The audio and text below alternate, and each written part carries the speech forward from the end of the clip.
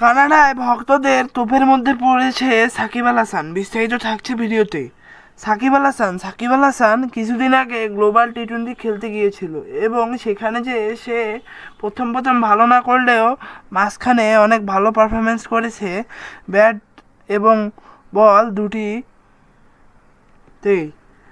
সাকিব আল হাসান বাংলাদেশে চলাকালীন ছাত্র আন্দোলনে মধ্যে কোনো প্রতিবাদ করেনি এবং সে কোনো ফেসবুকে স্ট্যাটাস পর্যন্ত দেয়নি।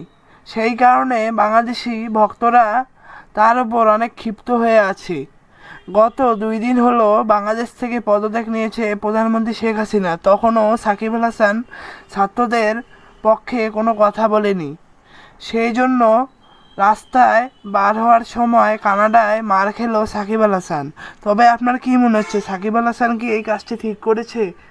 এই বিষয়টি বেশি বেশি করে আমাদের কমেন্ট বক্সে কমেন্ট করবেন। এবং সাকিব আল হাসানের কি উচিত ছিল ফেসবুকে একটি স্ট্যাটাস দেওয়া এবং ছাত্রদের পাশে দাঁড়ানো? এই বিষয়টি বেশি বেশি করে আমাদের কমেন্ট বক্সে কমেন্ট করবেন এবং ভিডিওতে বেশি বেশি করে লাইক করবেন। সবাইকে ধন্যবাদ। আসসালামু আলাইকুম।